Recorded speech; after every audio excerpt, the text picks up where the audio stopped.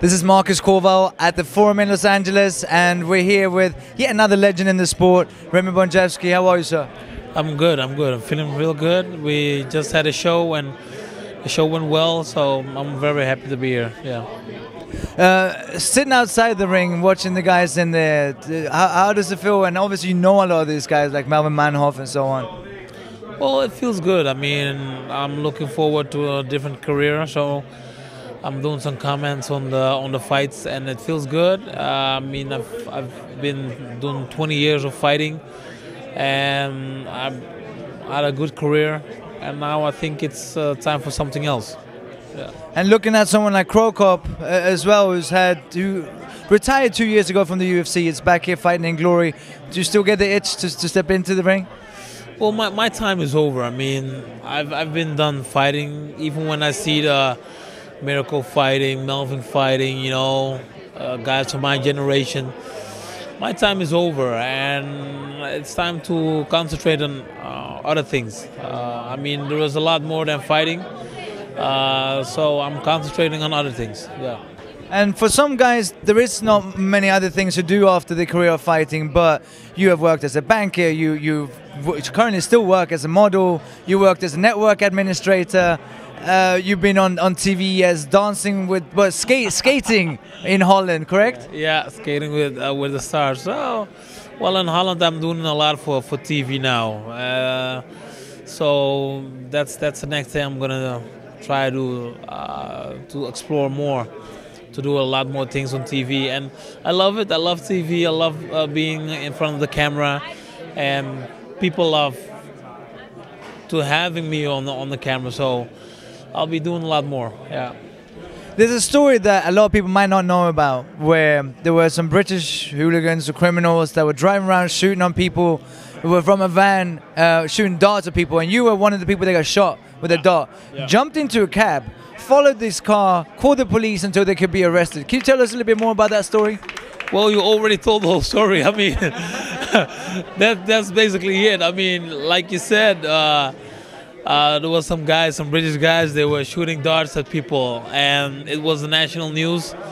And they shot at me, and like you said, I jumped in the car, followed them, caught them, and called the cops, and the cops came and arrested these guys. And they were really drugs dealer, because they went to the house, and they said they found a lot of money, guns, and drugs. So I was glad that I could help the police catching these guys. Yes.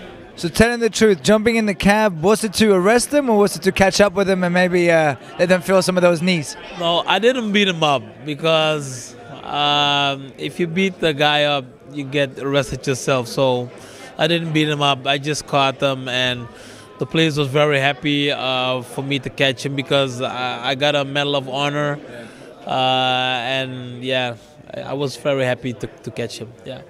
Well, your nickname is the Flying Gentleman, correct? Right? Now, that's definitely a gentleman move to do. Looking forward to seeing more of you on TV. Is there anything in particular that people can catch you on? Well, the things that I do on TV, you can see it in Holland.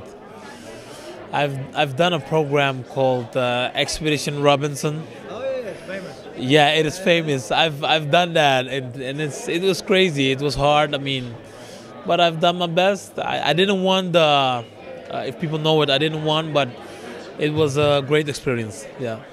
So basically, living on an island. I think the name over here of the show is Lone Survivor. The Survivors. It's the same thing. Yeah. So what was the hardest thing? Not being able to drink, not getting the food that you want, not getting enough sleep, or dealing with the people that were on the island with you? Yeah, dealing with the people on the island with me was the hardest thing, because in the beginning you have to work as a team, and I'm a fighter. I'm strong, and sometimes you have some people in your team that are not so strong and not willing to work for each other. So, and that was maybe the hardest thing, because I'm doing a sport that you're standing alone in the ring. You have to work hard. Now I have to be in a team, and if the team, well, if you have 7 people and 2 or 3 of them don't want to work, you're gonna lose, and I don't want to lose.